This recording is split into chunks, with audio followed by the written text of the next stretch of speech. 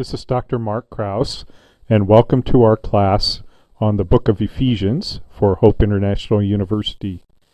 In this lecture, we'll be looking at the introduction to Ephesians and talking a little bit about the occasion for the book, the purpose for the book, and the argument that the book contains.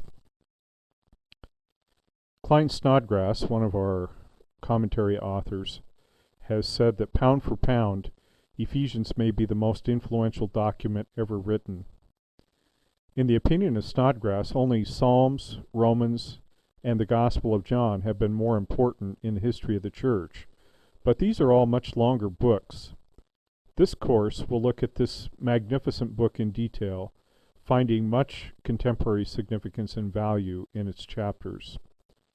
That said, it is not a simple or easy book to understand. We might note that except for a few favorite texts, it's not preached very much today.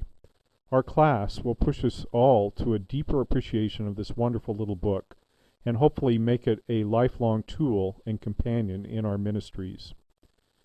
Now, just to give you an idea of what will happen in the class, some of the lectures are by me, Dr. Krause, but most of the lectures are by Dr. David Timms.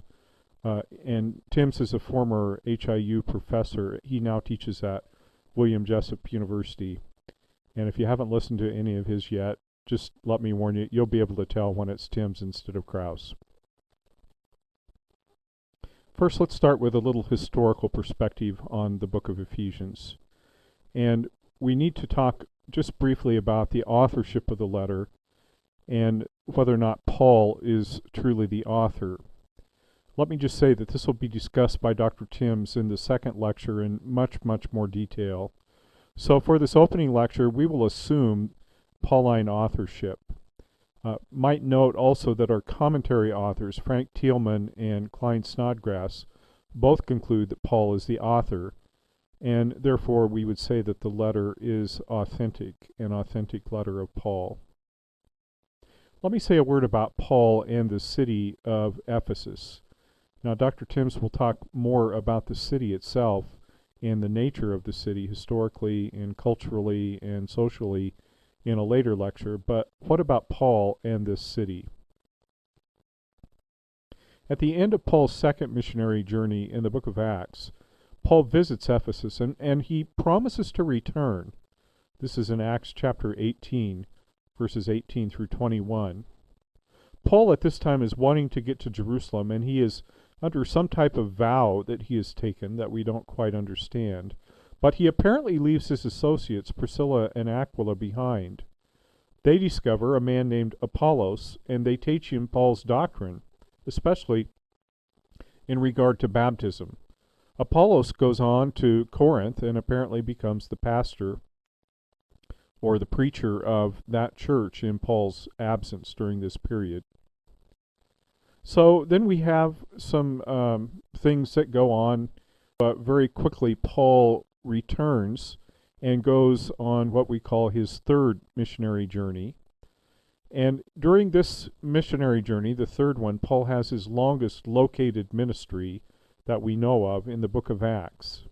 And that is a time that he spends in Ephesus. We speculate that this may have been as long as 3 years. He's at least 3 months in the synagogue when he arrives, and then he spends 2 years, we're told, preaching out of the lecture hall of Tyrannus. This is in Acts chapter 19. We would date this somewhere approximately AD 52 to 55, in that ballpark, within a year or two.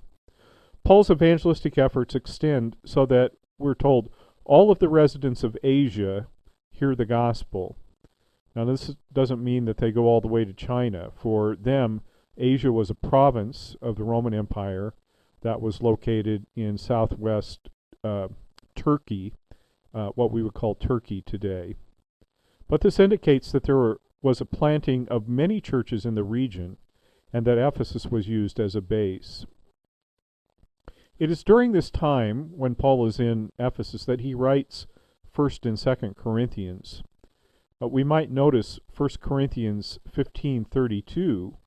There Paul mentions fighting with wild animals at Ephesus.